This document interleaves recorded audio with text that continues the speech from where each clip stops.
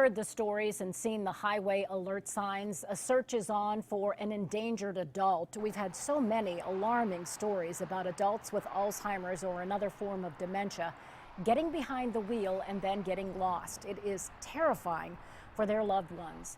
We are happy to have with us tonight Vince McGrail, who is the executive director of the Central Ohio chapter of the Alzheimer's Association.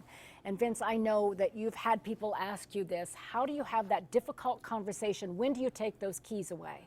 Well, I think one thing is really important is the early diagnosis, because the earlier someone is diagnosed, you can have those conversations with the person that's been diagnosed with the While disease. they still understand While it. they still understand, and you can plan for that, and the family can plan for it, among many things to plan for. But this is a disease that is a progressive disease. At some point, if you're diagnosed with Alzheimer's, you're going to have to stop driving. And when that happens, it's a very difficult conversation because the person's giving up their independence.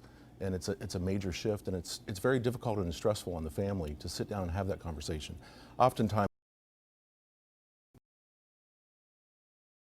person and explain why they can no longer drive. It's a safety factor why they can't, as the disease progresses, they can no longer do that. Not just because they could get lost, but they could hurt someone, they could do so much. And, a lot of people ask, how do we know what to look for? What are these warning signs? I think something's wrong, but I'm not sure what's going on. Well, there's memory issues, obviously. So when someone's driving, there's challenges. Even if they drive to the same grocery store every day, there's challenges. Sometimes they might get in the car and not be able to find where they're going or forget where they're going.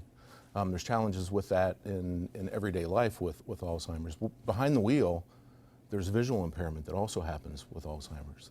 Spatial issues that happens where it's very difficult to navigate through an intersection. And later stage in the disease is really understanding the gas pedal, the brake pedal, seeing the signs and understanding what a stop sign is or do not enter, so you might go down the wrong intersection. Before I let you go, I want you to tell us the kinds of service the Ohio Alzheimer's Association offers, because there's such a wide range of things that you can help people with.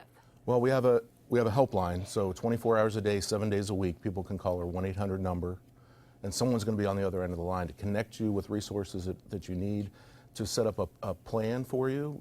We have care staff on our team that will sit down with the family, put a plan in place, talk about legal issues, financial issues, what's coming, so that the family can be educated on the disease and the different stages of the disease. Well, we thank you so much for being with us and for all the important work that you are doing. And we want to remind you that members of the Alzheimer's Association right now are on our Call 4 lines, along with Central Ohio area retirement. They're available to answer any questions you might have, tell you about all lines, and you can also join representatives from all live web chat, NBC4i.com. Up next, a young father with teenagers also finds himself with Alzheimer's, what his children did to honor him. And later we go to my house for a grief counseling session. We want you to see what it's like to open up with other people who are also on the journey through Alzheimer's.